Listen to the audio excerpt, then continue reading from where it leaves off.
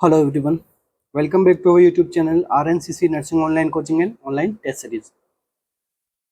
सो आज की जो अपनी क्लास रहेगी वो एक MCQ बेस्ड क्लास रहेगी, ठीक है। और प्रायोरिटी बेस्ड अपन देखेंगे कि डायरेक्ट आंसर क्या रहेगा, ठीक है। और क्लास रहेगी आज की, वो रहेगी ऑन्कोलॉजी के ऊपर, ठीक है। ऑन्कोलॉजी से कुछ क्वेश्चंस रिपीट होते हैं, कुछ टॉपिक के MCQs रिपीट होते हैं।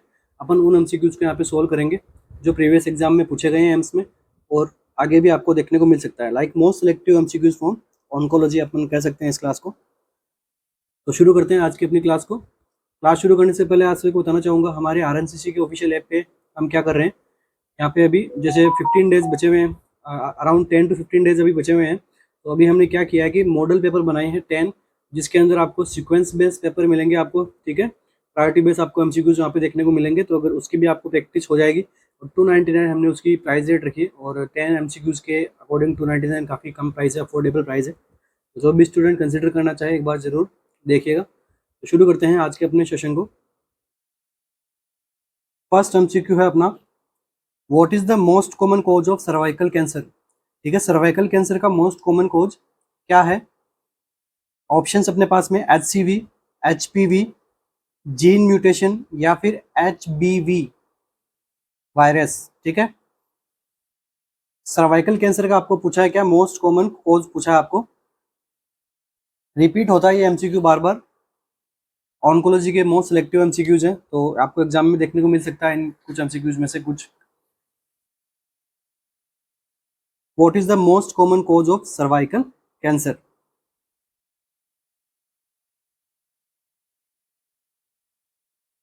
तो देखिए इस MCQ का जो करेक्ट आंसर रहेगा वो रहने वाला है ऑप्शन नंबर बी, ठीक है। और इसी को हम क्या कहते हैं, ह्यूमन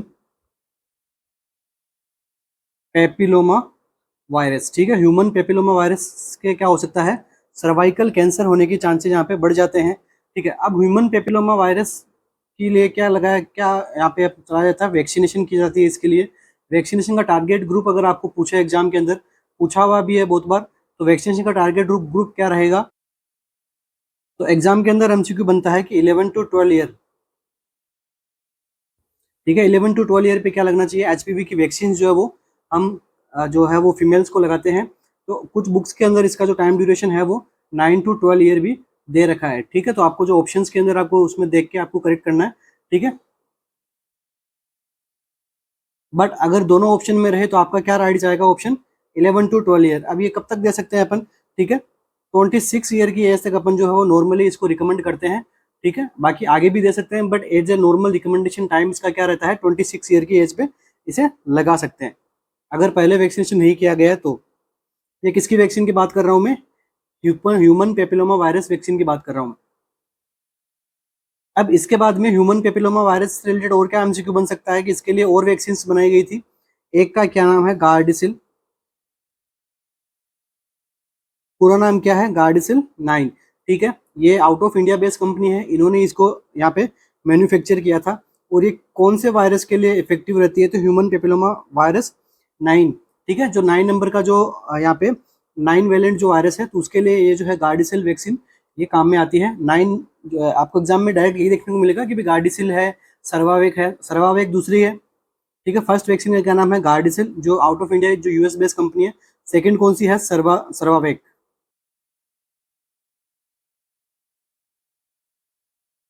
ठीक है। इसे हम क्या कहते हैं, सर्वावेक, ठीक है। तो ये किसने बनाई थी, सीरम इंस्टीट्यूट ऑफ इंडिया ने, ठीक है। ये इंडियन बेस्ड कंपनी है जिसने क्या बनाई थी, सर्वावेक। तो MCQ बना है इसका भी, ऐसी कौन सी वैक्सीन है सर्वाइकल कैंसर की जो इंडिया के अंदर बनाई गई, मैन्युफैक्चर होती है, तो वो कौन सी है, सर्वावेक। नेक्स्ट MCQ क्या बन सकता है कि सिंगल डोज, सिंगल डोज अगर आपसे पूछे तो कितना होता है इसके अंदर, 0.5 ml यहाँ पे अपन क्या रखते हैं, सिंगल डोज अपन यहाँ पे लगाते हैं। रूट क्या रहता है इसका, रूट भी एग्जाम में पूछ लिया था, तो इंट्रामस्कुलर, ठीक है। इंट्रामस्कुलर इंजेक्शन लगाया जाता है, प्री फील्ड सिरिंज आती है इसके अंदर, ये भी ध्यान रखना आप।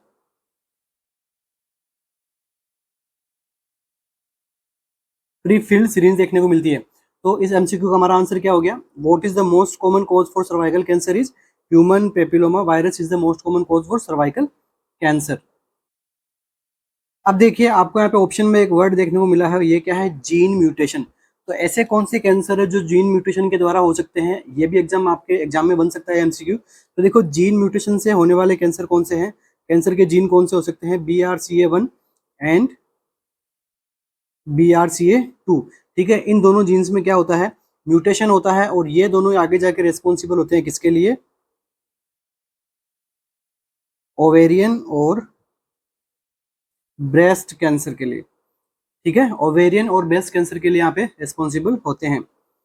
नेक्स्ट आपको मैं बताना चाहूंगा कि HCV है और जो HBV है, ये दोनों ही किसके कैंसर के लिए रिस्पॉन्सिबल होते हैं, लीवर कैंसर के लिए। तो एमसीक्यू कहीं से भी बन सकता है, तो ध्यान में रखना। नेक्स्ट एमसीक्यू अपना, ए 79-year-old smoker present with hoarseness of voice. एक 79-year-old स्मोकर है, तो वो अभी उसके क्या हुआ है, हॉर्सनेस ऑफ वॉइस उसमें देखने को मिल रही है। What histological subtype of laryngeal cancer it seem to be. ठीक है, अब उसको क्या हुआ है, लेरिंजियल कैंसर उसको देखने को मिला है। तो अब जब लेरिंजियल कैंसर होता है तो वो किस प्रकार का कैंसर होता है वो, ठीक है, इसके बारे में पूछा गया कि हिस्टोलॉजिकली उसकी सब टाइप क्या रहेगा, या हिस्टोलॉजिकली उसकी स्ट्रक्चर क्या देखने को मिलेगी आपको। तो इसे हम क्या कहेंगे, एडिनोकार्सिनोमा, या फिर लार्ज सेल कार्सिनोमा, या फिर स्मॉल सेल कार्सिनोमा, या फिर स्क्वामस सेल कार्सिनोमा।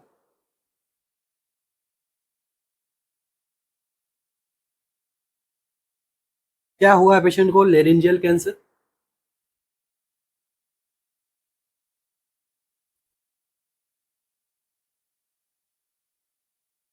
तो देखिए लेरिंजियल कैंसर में आपको एक एमसीक्यू का आंसर तो ये मिल जाता है कि इसके अंदर क्या होता है, हॉर्सनेस ऑफ वॉइस देखने को मिलती है पेशेंट के अंदर। और ये किस प्रकार का कैंसर है, तो ये स्क्वामस सेल कार्सिनोमा कैंसर होता है यहाँ पे मोस्ट कॉमन। ठीक है, अगर आप लेरिंजियल कैंसर के बारे में पूछे तो वहाँ पे क्या होता है, स्क्वामस सेल के अंदर यहाँ पे क्या देखने को मिलता है, कार्सिनोमस ग्रोथ में देखने को मिलती है लेरिंजियल कैंसर के अंदर। ठीक है, मोस्ट कॉमन यही होता है, इसलिए अपना करेक्ट आंसर भी क्या जाएगा, यही जाएगा। और यहाँ पे क्या होता है, जो हॉर्सनेस ऑफ वॉइस देखने को मिलती है आपको। नेक्स्ट एमसीक्यू अपना, the only bacteria that can cause cancer. ऐसा कौन सा एक बैक्टीरिया है जिसको क्या जो क्या कर सकता है, कैंसर कोज कर सकता है, इकोलाई, एच पाइलोरी, कैम्फाइलोबैक्टर, या फिर साल्मोनेला।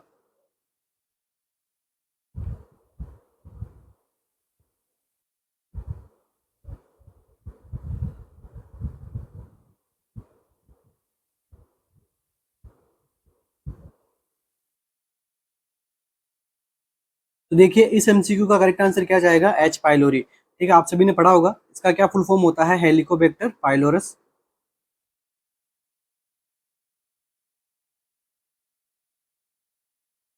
ठीक है, ये क्या कोज कर सकता है, स्टमक कैंसर। ये क्या रिलीज करवाता है, इंक्रीज HCl का यहाँ पे ज्यादा रिलीज करवाता है, इससे क्या देखने को मिल सकता है, पेप्टिक अल्सर। अब जब अल्सरेशन की कंडीशन ठीक नहीं होगी तो आगे जाके किस में कन्वर्ट हो जाएगी, कैंसर, कैंसरियस यहाँ पे ग्रोथ, अबनॉर्मल ग्रोथ होना शुरू हो जाएगी। तो हेलिकोबैक्टर पाइलोरी जो एकमात्र ऐसा बैक्टीरिया है जो क्या कोज कर सकता है, कैंसर। ठीक है, इस ऑप्शन के अंदर एकमात्र बैक्टीरिया है, ठीक है, बाकी और भी बैक्टीरिया हो सकते हैं, बट इस ऑप्शन के अंदर एकमात्र बैक्टीरिया कौन सा है, हेलिकोबैक्टर पाइलोरी। बाकी इकोलाई, कॉम्फाइलोबैक्टर एंड साल्मोनेला, ये सभी क्या कोज करवा सकते हैं, डायरिया। ठीक है, इनसे कैंसर नहीं होता है, इनसे डायरियल हो सकता है। ठीक है, जैसे अपन बात करते हैं ट्रेवलर्स डायरिया वगैरह। तो नेक्स्ट, एंटेरोजेनिक डायरिया। नेक्स्ट एमसीक्यू अपना, most common site of oesophageal cancer in India. India के अंदर मोस्ट कॉमन साइट क्या है, इसोफेगस के अंदर कैंसर हो रहा है, तो उसकी मोस्ट कॉमन साइट क्या है इंडिया में, अपर वन थर्ड रीजन में। लाइक ये क्या है अपना, इसोफेगस है, तो इसका अपर वन थर्ड रीजन में, या फिर मिडिल वन थर्ड रीजन में, या फिर लोअर वन थर्ड रीजन में, या फिर नन ऑफ द अबव। तो नन ऑफ द अबव तो होगा नहीं क्योंकि एमसीक्यू के अंदर ही पूछा गया है। तो most common site for the oesophageal cancer in India.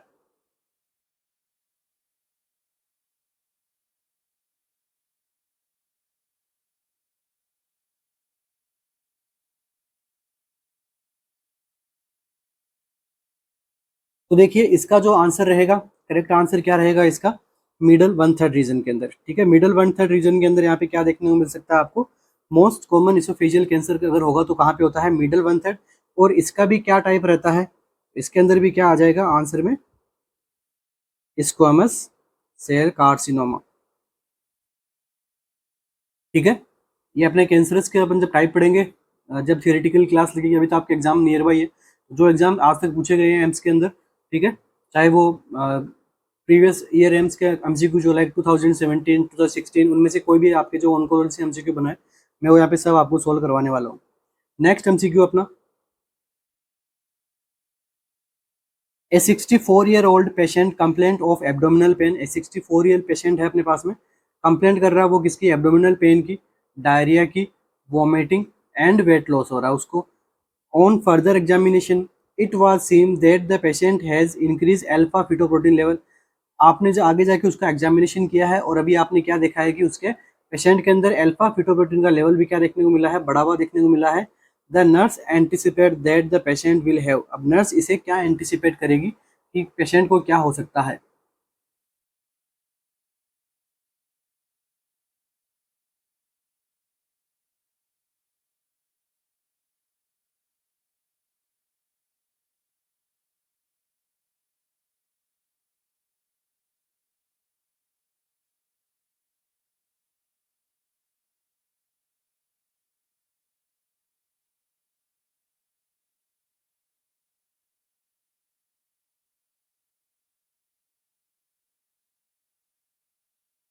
क्या रहेगा अपना इसके अंदर करेक्ट, देखो कौन सी कंडीशन के अंदर आपको देखने को मिलेगा अल्फा फीटोप्रोटीन का लेवल इंक्रीज। स्टमक कैंसर में, इसोफेगस के कैंसर में, लिवर कैंसर में, या फिर पेनक्रियाज के कैंसर में।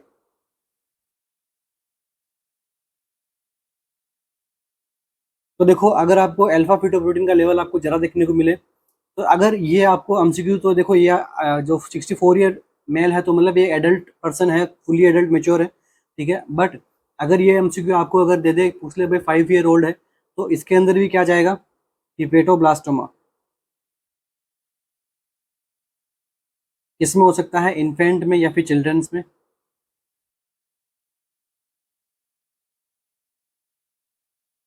इसके अंदर भी क्या होता है, अल्फा फीटोप्रोटीन का लेवल बढ़ता है। बट यहाँ पे 64 ईयर के अंदर पूछा है आपको, तो क्या होगा, cancer of liver. Liver cancer के अंदर क्या होता है, अल्फा फीटोप्रोटीन का लेवल बढ़ावा देखने को मिलता है। इसलिए अब साथ में उसको क्या हो रहा है, एब्डोमिनल पेन भी हो रहा है, वॉमिटिंग हो रहा है, वेट लॉस हो रहा है और डायरिया हो रहा है, ठीक है। डायरिया होगा तो वेट लॉस होगा, ठीक है। यहाँ पे फ्लूइड इलेक्ट्रोलाइट इम्बैलेंस, आगे और अपन साइंस सिम्टम जितने भी है उतने बना सकते हैं यहाँ पे। तो लीवर कैंसर ऑफ लीवर में, नेक्स्ट आपको लिवर सिरोसिस के अंदर, हेपेटाइटिस के अंदर, इन सब के अंदर भी आपको इंक्रीज अल्फा फीटोप्रोटीन का आपको लेवल यहाँ पे देखने को बढ़ा हुआ मिल सकता है। Next MCQ, a woman is diagnosed with breast cancer. एक वुमन है, उसको डायग्नोस हुआ है क्या, breast cancer. The most common site of its development in the breast will be. अब ब्रेस्ट कैंसर जो है वो कौन सी साइट पे मोस्ट कॉमन डेवलप होता है, ब्रेस्ट में। ये एमसीक्यू पूछा गया था आपको एग्जाम के अंदर, नोट सेट के अंदर ये एमसीक्यू पूछा गया, हो सकता है वापस रिवीजन हो जाए इससे रिलेटेड कुछ। अपर आउटर क्वाड्रेंट में, अपर इनर क्वाड्रेंट में, लोअर आउटर क्वाड्रेंट में, या फिर लोअर इनर क्वाड्रेंट के अंदर। देखो अपन इस तरीके से समझ सकते हैं, ये अपने क्वाड्रेंट है 1 2 3 4, ये दोनों कौन से हो गए, अपर क्वाड्रेंट, एंड ये दोनों कौन से हो गए, लोअर क्वाड्रेंट, ठीक है। ये हो गया आउटर क्वाड्रेंट, ये हो गया इनर क्वाड्रेंट, ये भी आउटर, ये भी इनर। अभी आप बताओ कि कौन सी जगह पे मोस्ट कॉमन हो सकता है ब्रेस्ट कैंसर।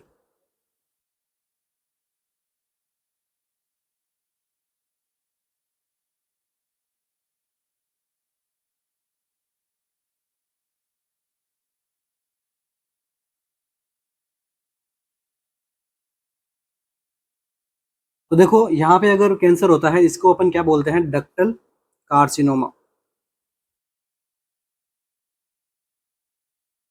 अभी अगर आपको कुछ याद आया तो भी आप आंसर कर पाओगे। तो इस क्वेश्चन का जो करेक्ट आंसर जाएगा वो क्या जाएगा, अपर आउटर क्वाड्रेंट, ठीक है। अपर आउटर क्वाड्रेंट के अंदर भी क्या देखने को मिलता है अपने को, यहाँ पे इस साइड के अंदर ये जैसे निप्पल है, ठीक है, निप्पल ये अपना कंप्लीट ब्रेस्ट है, और इसका जो है वो अपने 4 क्वाड्रेंट के अंदर डिवाइड कर दिया। ये इसके अंदर मोस्ट कॉमन कहाँ देखने को मिलता है, अपर आउटर क्वाड्रेंट। 90% तक जो कैंसर होते हैं वो सारे कैंसर किसके होते हैं, 90 अपन नहीं बोलेंगे, 70% तक, ठीक है। 70% तक अगर कैंसर होते हैं, सबसे ज़्यादा कहाँ देखने को मिलता है, अपर आउटर क्वाड्रेंट में। उसके बाद में नियर बाई अपने को 15% इसमें देखने को मिल सकता है, 10% आपको इसमें देखने को मिल सकता है, 5% आपको इसमें देखने को मिल सकता है। तो ये कुछ टाइप है जो एग्जाम के अंदर पूछा जाता है कि मोस्ट कॉमन ब्रेस्ट कैंसर होगा तो कहाँ पे होगा, ब्रेस्ट में। तो अपर आउटर क्वाड्रेंट, इसे हम क्या बोल सकते हैं, डक्टल कार्सिनोमा होता है मोस्ट कॉमन। नेक्स्ट एमसीक्यू अपना, screening test for cancer of cervix is, ठीक है, सर्वाइकल कैंसर के लिए आप क्या स्क्रीनिंग टेस्ट करोगे? Biopsy, pap smear, guaiac test या फिर टेंडलनबर्ग टेस्ट?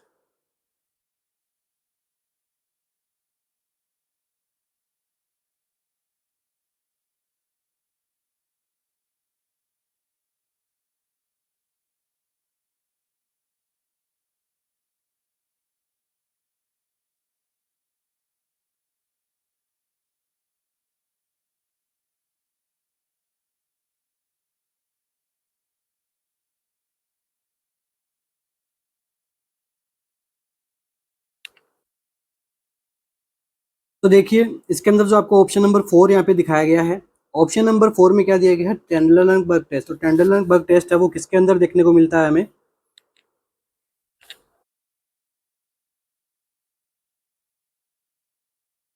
कंजेनाइटल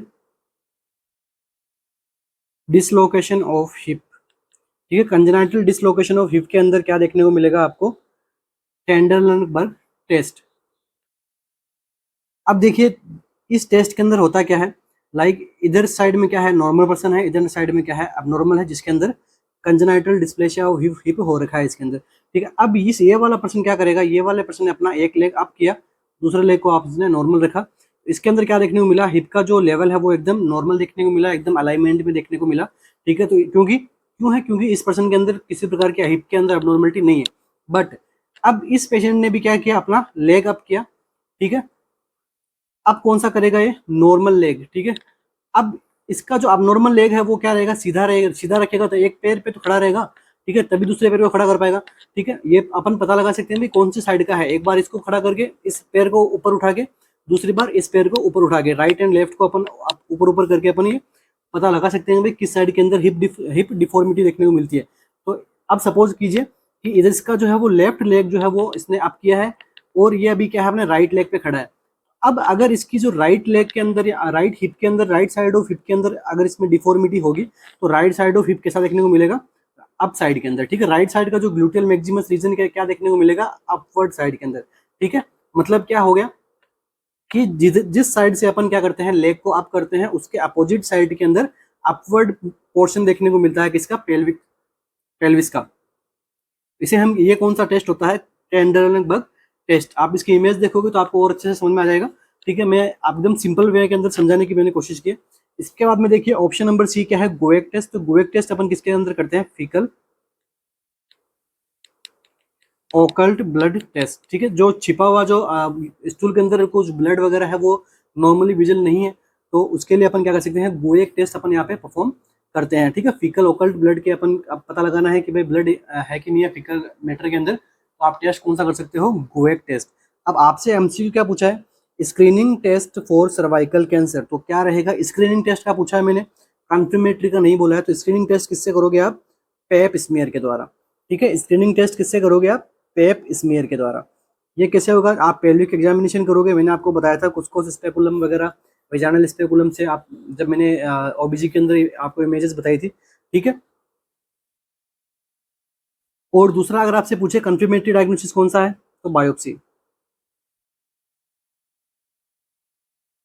ठीक है। Diagnostic test for the cervix, ये स्क्रीनिंग टेस्ट नहीं है बायोप्सी, इसलिए अपना ऑप्शन जो है वो पेप स्मीयर को गया है, ठीक है। अपन क्या करते हैं? अरेज स्पेटुला का अपन यूज करते हैं, अपन क्या करते हैं? पेप स्मीयर अपन वहाँ पे कलेक्ट करते हैं। नेक्स्ट एमसीक्यू अपना, the tumour of plasma cell is known as, ठीक है। प्लाज्मा सेल के अंदर अगर ट्यूमर हो रहा है तो इसे हम क्या कहते हैं? मल्टीपल माइलोमा, लिम्फोमा, ल्यूकेमिया या फिर ग्लियोमाज।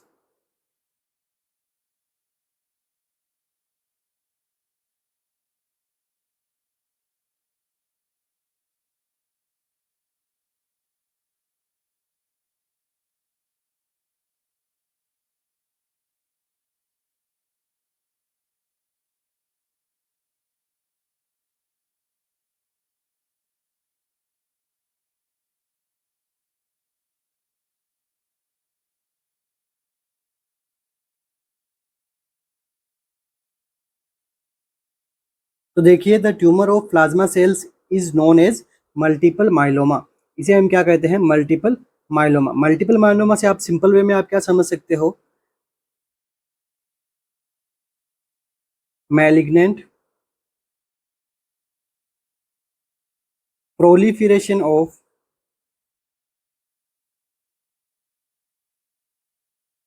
Plasma cells in bone marrow. इसे हम क्या कहते हैं, मल्टीपल माइलोमा। और ये आगे जाके किसको किसको अफेक्ट करता है, तो ये आगे जाके बोन्स को अफेक्ट करता है, किडनीज को अफेक्ट करता है, और साथ साथ में ब्लड को भी ये क्या करता है, अफेक्ट करता है। क्योंकि अपना जो ब्लड का सिंथेसिस कहाँ होता है, ठीक है, बोन मेरो के अंदर भी अपना जो ब्लड बनता है, आप सभी को पता है, red bone marrow, yellow bone marrow, ठीक है।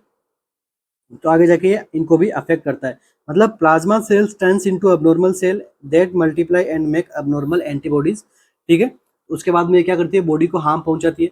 तो कोई भी कैंसरियस कब अपन कब बोलेंगे, जब वो मल्टीप्लिकेशन करेगा अबनॉर्मल तरीके से, तभी हम उसको कैंसर कहेंगे।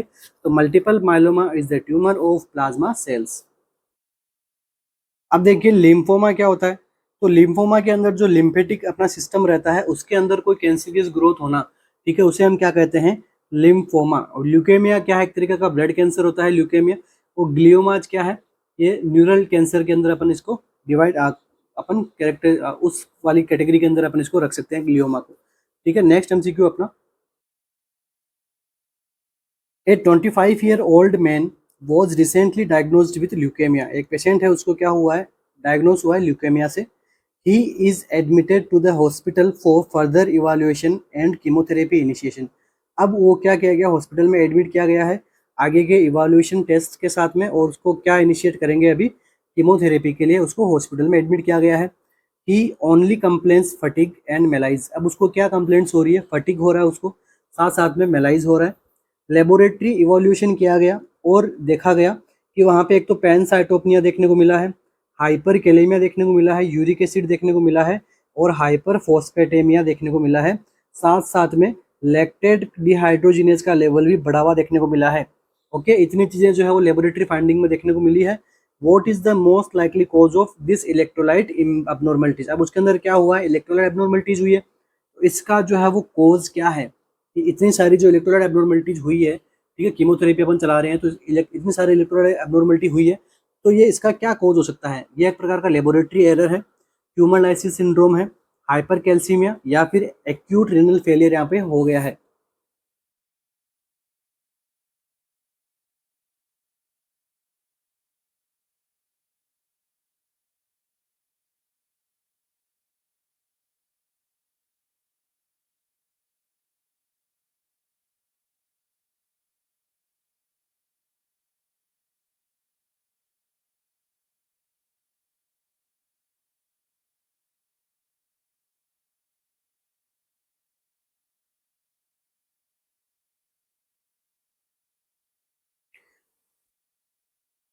क्या रहेगा इसके अंदर अपना करेक्ट आंसर, अच्छा एमसीक्यू है, पूछा गया एमसीक्यू है। इससे शॉर्ट एमसीक्यू भी बनता है, और ये जो लॉन्ग एमसीक्यू एग्जाम के अंदर बना था, वो भी एग्जाम में पूछते हैं। शॉर्ट एमसीक्यू अभी मैं बताऊंगा कैसे बनेगा। तो देखिए इसका जो करेक्ट आंसर रहेगा वो क्या रहेगा, ट्यूमर लाइसिस सिंड्रोम। लाइसिस का मतलब क्या होता है, डिस्ट्रक्शन, और ट्यूमर का मतलब ट्यूमर, ठीक है, कैंसरस ट्यूमर का डिस्ट्रक्शन होना। उससे जब वो डिस्ट्रक्शन होता है तो उसके अंदर ये सारी चीजें देखने को मिलती है, ठीक है। तो अपना आंसर क्या रहेगा करेक्ट, ट्यूमर लाइसिस सिंड्रोम। अब देखिए इससे ट्यूमर लाइसिस सिंड्रोम होगा तो बॉडी के अंदर क्या क्या चेंजेस आएंगे, कौन से इलेक्ट्रोलाइट की एब्नॉर्मलिटी होगी। तो सबसे पहले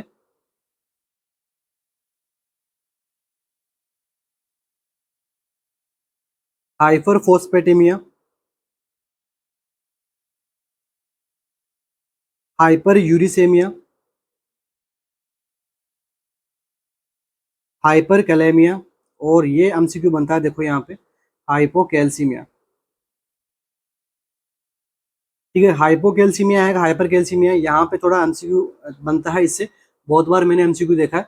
आपको एग्जाम में पूछ लेते हैं एक्सेप्ट, या फिर आपको एग्जाम के अंदर पूछ लेंगे कि भाई हाइपो होगा या हाइपर होगा, इससे भी एमसीक्यू बन सकता है, ठीक है। चारों ऑप्शन आपको देंगे और पूछ लेंगे एक्सेप्ट, तो एक्सेप्ट में आपको हाइपर कैल्सीमिया देखने को मिलेगा, बट होता क्या है, हाइपो कैल्सीमिया, ठीक है। कंफ्यूज नहीं होना है, गलत नहीं करके आना है। अब क्या होता है, कैसे होता है, शॉर्ट मैंने आपको थोड़ा ज़्यादा एमसीक्यूज लेके आया हूँ मैं, ज़रा डीप में नहीं जाऊँगा मैं, बट आपको मैं बता रहा हूँ कि ट्यूमर लाइसिस सिंड्रोम के अंदर अपने को ये चार और अपने को साइन सिम्टम देखने को मिलते हैं इलेक्ट्रोलाइट रिपोर्ट्स के अंदर, ठीक है।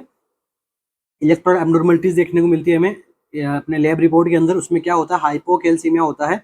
बाकी 3 क्या होते हैं, हाइपर होते हैं। एक जो होता है वो क्या होता है, हाइपो होता है। ठीक है, इसे हम क्या कहते हैं, ट्यूमर। नेक्स्ट एमसीक्यू क्या है अपना, the TNM classification of a patient whose regional lymph node can not be assessed. ठीक है, ऐसा टीएनएम क्लासिफिकेशन को आप क्या कहोगे, किस प्रकार से आप डिनोट करोगे अगर उस पेशेंट का लिम्फ नोड जो है वो आप उसको असेस नहीं कर पा रहे हो। एक होता है असेस नहीं कर पा रहे हो, एक होता है कि लिम्फ नोड में इन्वॉल्वमेंट नहीं है। इन दोनों का अलग अलग यहाँ पे इस अलग अलग तरीके से आप डिनोट करोगे। इसका आप जब आप असेस नहीं कर पाओगे तो इसका क्या रहेगा correct answer, NX TX NO, या फिर MX, या फिर N0 भी आप बोल सकते हो इसको। ठीक है, आपको मेमोराइज करना है। ठीक है, आपको बस याद होना चाहिए एग्जाम के अंदर, हाँ भाई मैंने इस तरीके से याद किया तो आप भी इस तरीके से आप याद कर सकते हो। तो देखिए, रीजनल लिम्फ नोड को अगर आप असेस ही नहीं कर पा रहे हो, इसका मतलब क्या हो गया, NX। अभी हम थोड़ा डिस्कस करेंगे टीएनएम क्लासिफिकेशन को। तो टी से क्या मतलब होता है, ट्यूमर। एन से क्या होता है, लिम्फ नोड। एम से क्या होता है, मेटास्टेसिस। ठीक है, टी से ट्यूमर, एन से क्या है, लिम्फ नोड, एंड एम से क्या होता है, मेटास्टेसिस। अब इनके कुछ स्कोर होते हैं, ये अपन देख लेते हैं। सबसे पहला आता है टीएक्स। टीएक्स के अंदर क्या आप समझोगे, नो असेसमेंट, या फिर नो असेस्ड, नॉट असेस्ड, आप जो भी ये समझना चाहो कि ट्यूमर को किसी भी तरीके से असेस नहीं किया गया है तो मतलब क्या दोगे, टीएक्स। लिम्फ नोड को किसी भी तरीके से असेस नहीं किया गया तो आप क्या दोगे, एनएक्स। और किसी भी तरीके के मेटास्टेसिस को असेस नहीं किया गया है तो इसको आप क्या दोगे, एमएक्स। मतलब नो असेस्ड, नॉट असेस्ड। इसके बाद में आप दोगे, ठीक है, T0। जीरो का मतलब क्या हो गया, no evidence of primary lesions. ठीक है, प्राइमरी लीजन्स का किसी भी प्रकार का आपको एविडेंस नहीं मिला है, इसका मतलब क्या हो गया, T0 या फिर TO। अब इसी तरह इसका भी क्या रहेगा, NO। NO से क्या मतलब होगा, नो लिम्फ नोड इन्वॉल्वमेंट।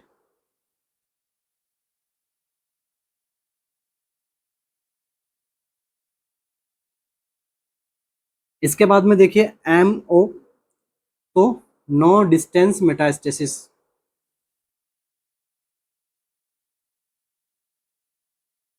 इस प्रकार से आप जो है वो डिनोट करते हुए पता होना चाहिए आपको। तो साथ साथ आप नोट डाउन भी कर सकते हो, अगर आपको मेमोराइज है तो कोई बात नहीं, अगर किसी को फर्स्ट टाइम ये कोई पढ़ रहा है तो साथ में आप नोट डाउन भी कर सकते हो। अब अगर थर्ड वन आपको पूछे, TIS, तो यहाँ से MCQ बनता है। देखो TIS का क्या मतलब होता है, कार्सिनोमा इन सीटू।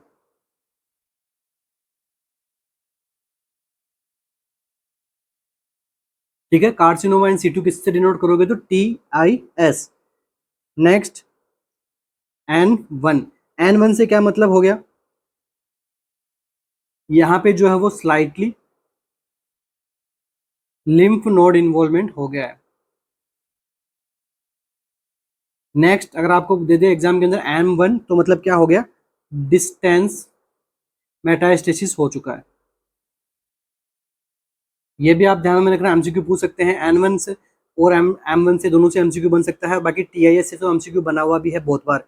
अब इसके बाद में देखो आता है T1, T2, T3 और T4। अब आती है क्या, ग्रेडिंग आती है। तो देखो जो ट्यूमर है वो T1 में किसको पेनिट्रेट करता है, सब म्यूकोसा को एंड म्यूकोसा को। इन दोनों को अगर वो पेनिट्रेट कर रहा है तो उसको आप क्या दोगे, रैंक T1। अब T2 के अंदर क्या, यहाँ तक आप वो कंप्लीटली इन्वेड कर जाएगा। ठीक है, म्यूकोसा को भी इन्वेड कर लिया और सब म्यूकोसा को भी इन्वेड कर लिया, मतलब ये दोनों तो उसके अंदर देखने को मिल रहे, plus fails to invade muscle layer. ठीक है, मसल लेयर के अंदर वो इन्वेड होने से फेल हो गया है। अब देखो T3 के अंदर वो कहाँ तक पहुंच जाएगा, सब सीरोसा लेयर तक। तो आप क्या दोगे, T3। और इसके अंदर क्या कहाँ पहुंच जाएगा, वो deep into peritoneum and other organ. ठीक है, दूसरे ऑर्गन्स के अंदर पहुंच जाता है तो उसके अंदर आप क्या क्या बनाओगे, T4। इस प्रकार से आप क्या करनी होती है, रैंकिंग देनी होती है। इसी प्रकार से देखो एक N2 भी होता है। ठीक है, इसका मतलब क्या होता है, मेटास्टेसिस ऑफ 4 और मोर रीजनल या फिर पेरीफेरल लिम्फ नोड, ठीक है। अब N1 के अंदर तो आपको देखने को मिल सकता है 2 और 3 जो पास पास के लिम्फ नोड है उसी को यहाँ पे क्या हो रहा है कि अफेक्ट कर रहा है। बट N2 स्टेट आप दोगे लिम्फ नोड इन्वॉल्वमेंट को तो इसके अंदर क्या होगा कि वो 4 से 4 या 4 से ज्यादा लिम्फ नोड को क्या कर रहा है, कैंसर जो है वो इन्वॉल्व कर चुका है। इसलिए उसको आपने क्या क्या क्राइटेरिया दिया N2। और मेटास्टेसिस के अंदर M1 तक ही रहती है कि भाई मेटास्टेसिस हुआ है कि नहीं हुआ है। तो ये क्या रहता है अपना TNM classification, tumour lymph node metastasis classification. किसी भी कैंसर के अपने स्टेज को डिनोट करने के लिए आपको पूछे तो आप क्या दोगे, TNM क्लासिफिकेशन आंसर रहेगा आपका, ठीक है। एमसीक्यू में एमसीक्यू बन गया। TNM क्लासिफिकेशन किसके लिए होता है, तो कैंसर के अपने स्टेज वगैरह कैंसर ग्रेडिंग सब पता लगाने के लिए करते हैं क्या, TNM classification. Next MCQ, chemotherapy given to a cancer patient before surgery और रेडिएशन थेरेपी इज कॉल्ड, ठीक है। कीमोथेरेपी दे रहे हैं आप किसी पेशेंट को, और ये कीमोथेरेपी आप कब दे रहे हो, बिफोर सर्जरी और रेडिएशन थेरेपी, ठीक है। किसी भी प्रकार की सर्जरी करने से पहले या फिर रेडिएशन थेरेपी से पहले अगर आप पेशेंट को कीमोथेरेपी दे रहे हो, इसे हम क्या कहेंगे, neo adjuvant therapy, pre medication, post medication या फिर एडजुवेंट थेरेपी, क्या कहेंगे इसको।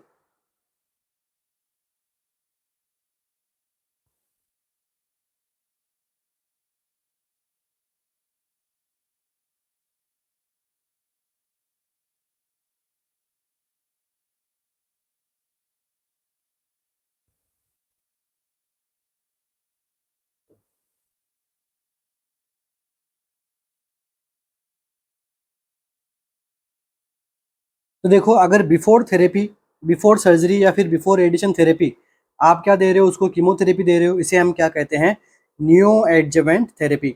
और यही अगर हमसे एमसीक्यू पूछ ले, बिफोर की जगह क्या लिखा हो, आफ्टर लिखा हो, ठीक है, आफ्टर सर्जरी या फिर आफ्टर रेडिएशन थेरेपी आप दे रहे हो, तो इसे हम क्या कहते हैं, एडजुवेंट थेरेपी।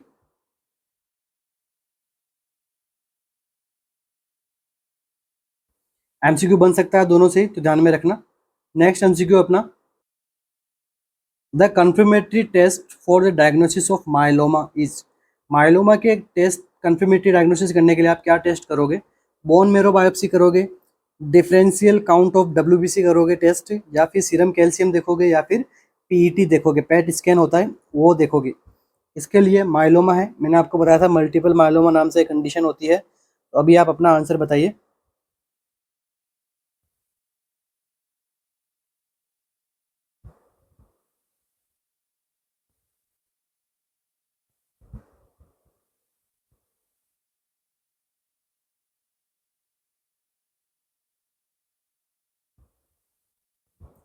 तो देखो, इन चारों तरीके से आप क्या कर सकते हो, डायग्नोस कर सकते हो माइलोमा को, ठीक है। कोई सा भी ऑप्शन जो है वो गलत नहीं है। बट आपको देखो एग्जाम के अंदर ऐसे आपको वर्ड्स पकड़ना है कि वो क्या पूछ रहा है, कंफर्मेटरी टेस्ट के बारे में पूछ रहा है आपसे, ठीक है। चारों टेस्ट ही करते हैं अपन मल्टीपल माइलोमा के लिए, चारों प्रकार से आपको थोड़ा आइडिया हो जाएगा कि हाँ ऐसे ऐसे होता है, ठीक है। मल्टीपल माइलोमा हो सकता है, बट एक टेस्ट इनमें से ऐसा है जिससे आपको कंफर्म पता लग जाएगा कि हाँ मल्टीपल माइलोमा है कि नहीं है।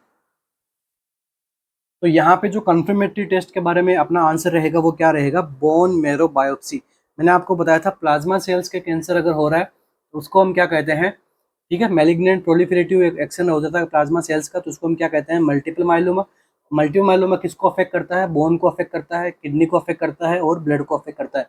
तो अगर कंफर्मेटरी टेस्ट के बारे में पूछे आपसे तो क्या रहेगा आपका correct answer, bone marrow biopsy is the best and correct answer for this MCQ. Next, A diagnosis of Hodgkin's disease was made to a 58-year-old man। एक 58-year-old मैन पे क्या देखने को मिला है, हॉजकिंस डिजीज वहाँ पे उसको डायग्नोस हुआ है, and is admitted for the initial cycle of chemotherapy. अब उसको क्या किया गया है, इनिशियल साइकिल ऑफ कीमोथेरेपी के लिए उसको एडमिट किया गया है। During the hospitalisation the nurse should watch out for the following complication except. अब हॉस्पिटलाइजेशन करने के बाद में नर्स जो है वो कौन कौन सी कॉम्प्लिकेशन के लिए उसको वॉच आउट करेगी, पेशेंट को देखेगी, पेशेंट को ऑब्जर्वेशन में रखेगी, एक को छोड़ के, मतलब ऐसी कौन सी कॉम्प्लिकेशन है जो हॉटकिंस लिम्फोमा डिजीज के अंदर कीमोथेरेपी करोगे तो वहां नहीं देखने को मिलेगी। Fertility problems, benign prosthetic hyperplasia, secondary cancer, या फिर इन्फेक्शन, क्या नहीं आपको देखने को मिलेगा हॉकिंग्स डिजीज के अंदर?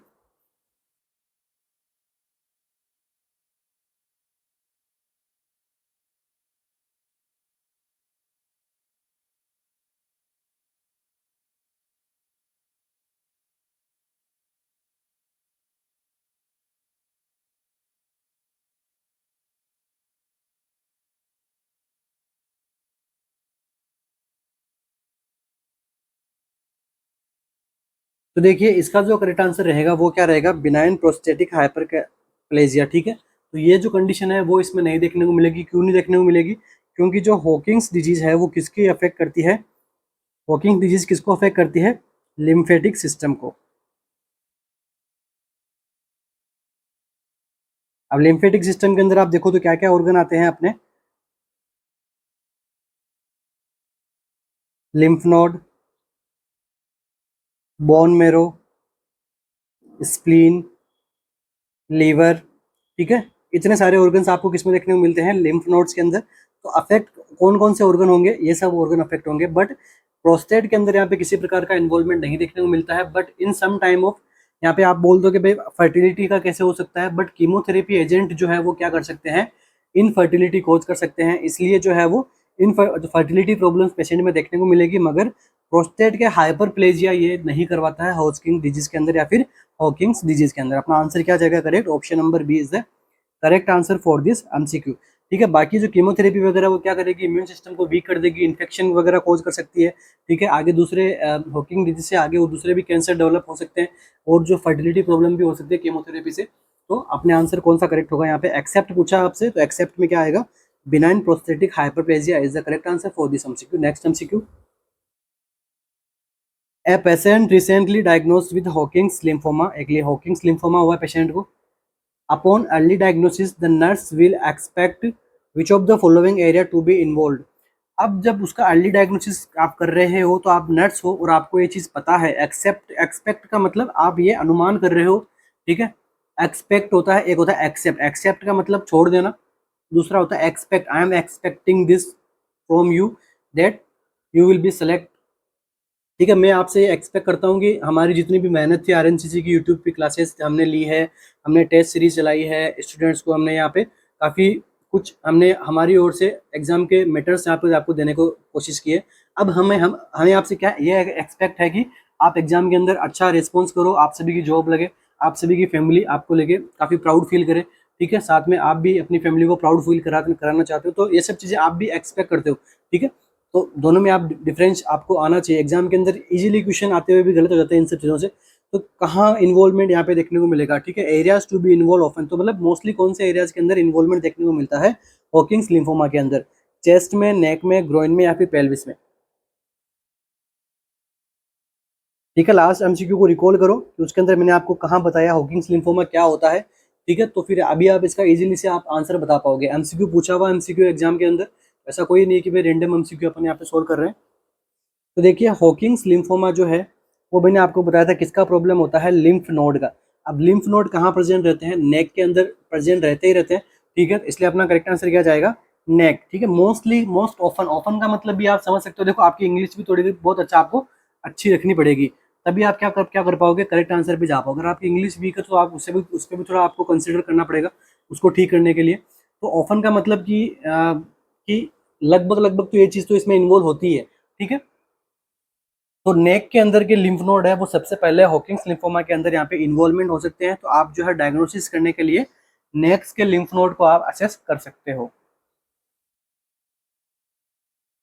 बाकी चेस्ट में, ग्रोइन में, पेल्विस में, यहाँ पर भी चेस्ट के अंदर आपको लिम्फ नोड देखने को मिल सकता है, ग्रोइन के अंदर लिम्फ नोड देखने को मिल सकता है, मगर पेल्विस के अंदर लिम्फ नोड इन्वॉल्वमेंट नहीं होता है अर्ली स्टेज के अंदर। ठीक है, इन तीनों में क्या होता है? अर्ली स्टेज के अंदर यहाँ पे इन्वॉल्वमेंट नहीं होता है। बाकी नेक में जो है वो अर्ली स्टेज के अंदर भी इन्वॉल्वमेंट हो जाता है। तो आपको क्या करना है? अपॉन अर्ली डायग्नोसिस, जल्दी आपको डायग्नोस करना है, तो आंसर क्या जाएगा अपना? नेक। Next MCQ, A pneumonectomy is a surgical procedure sometimes indicated for the treatment of non-small cell lung cancer। ठीक है, एक पेशेंट को क्या किया गया है? न्यूमोनेक्टोमी कर दी गई है, सर्जिकल प्रोसीजर है। ठीक है, किसके ट्रीटमेंट के लिए? Non small cell lung cancer के लिए। The pneumonectomy involve removal of. अब आपको क्या पूछ लिया इसने इतना कुछ बता के कि भाई न्यूमेनेक्टोमी होता क्या है। ठीक है, न्यूमोनेक्टोमी हम किसे कहते हैं, वन लोब ऑफ लंग को बाहर निकालना। देखो एक्टोमी मतलब कट आउट करके बॉडी से बाहर निकाल देना, ठीक है।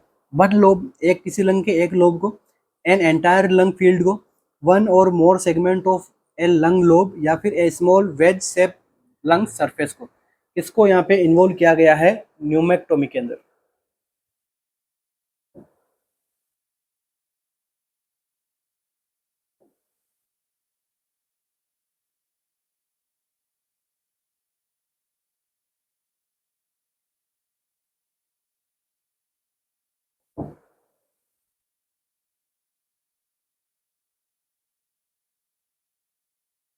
तो देखो ऑप्शन नंबर डी के अंदर आपको बताया गया है a small wedge shape lung surface, इसे हम क्या बोलते हैं,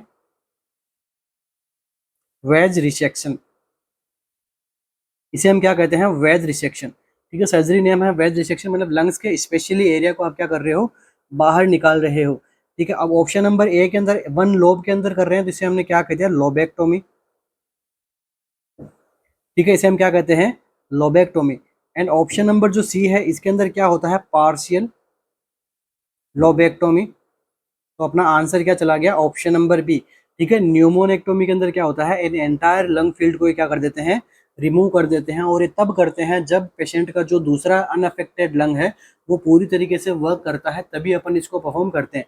ठीक है, ऐसे दूसरा ही खराब रहता है, इसको निकाल दोगे तो आप सर्जरी करके उसके मार रहे हो। ठीक है, बट ऐसा नहीं होता है इसके अंदर। बट दूसरा अगर अनअफेक्टेड है, दूसरे को बचाने के लिए एक साइड के लंग्स को अपन यहाँ पे निकाल देते हैं बॉडी से। नेक्स्ट एमसीक्यू अपना, a female client is undergoing test for multiple myeloma. एक फीमेल क्लाइंट है वो टेस्ट करवा रही है किसके लिए, मल्टीपल माइलोमा के लिए। Diagnostic study finding in multiple myeloma include. अब मल्टीपल माइलोमा के डायग्नोस्टिक स्टडी के अंदर आपको क्या इंक्लूड करना होगा, decrease serum creatinine level, body के अंदर सीरम क्रिएटिनिन का लेवल जो है वो डिक्रीज हो जाना, लो सीरम प्रोटीन लेवल मिलना, या फिर हाइपोकैल्सीमिया मिलना, या फिर Bence Jones protein in urine का देखा जाना। क्या रहेगा अपना इसमें करेक्ट आंसर।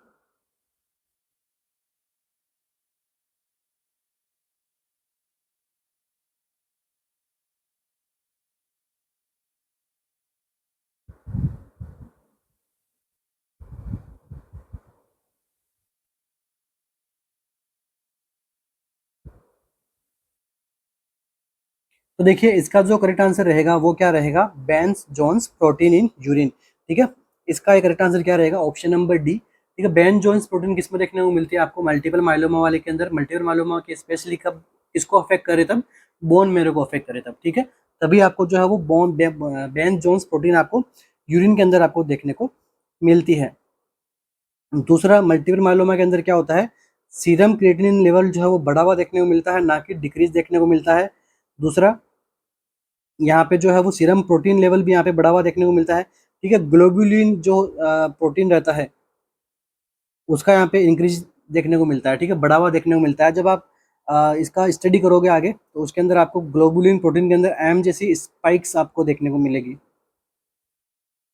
ठीक है, स्पाइक्स का मतलब क्या होता है कि इसके अंदर क्या है, ग्लोबुलिन प्रोटीन का यहाँ पे अमाउंट यहाँ पे ज़्यादा देखने को मिलता है। ठीक है, तो इस क्वेश्चन का अपना आंसर क्या रहेगा, option number D. Next MCQ, what should a male client over age 52। ठीक है, एक मेल क्लाइंट है, एज क्या है उसकी 52, should do to ensure early identification of prostate cancer है। उसको क्या रिस्क हो सकती है प्रोस्टेट कैंसर की, तो अब वो ऐसा क्या करे कि उसको अर्ली आइडेंटिफाई कर सकता है प्रोस्टेट कैंसर को। ऑप्शंस क्या है अपने पास में, have a trans rectal ultrasound every 5 year. Every 5 year से आप क्या करो, ट्रांस रेक्टल अल्ट्रासाउंड करवा लो।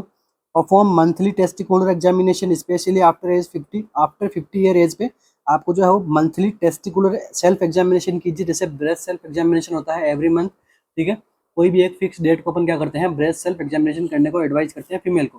ठीक है, have a digital examination and prostate specific antigen test yearly. ये आप डीआरएस कराओ, डिजिटल रेक्टल एग्जामिनेशन कराओ, या फिर prostate specific antigen PSA test कराइए आप। Have a complete blood count and blood urine nitrogen and creatinine level check yearly, या फिर आप इन सब लेबोरेटरी रिपोर्ट्स को आप ईयरली करवाइए। तो कौन सा आंसर रहेगा करेक्ट, जिससे आप क्या पता लगा पाओगे, early identification of prostate cancer का।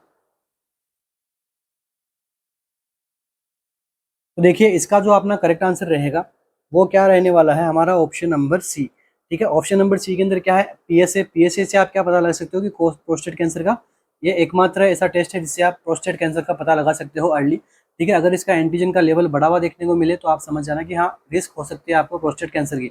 बाकी डिजिटल रेक्टल एग्जामिनेशन भी आप करवा सकते हो, जिससे भी आप और ज़्यादा कंफर्मेशन आपको मिल जाएगा।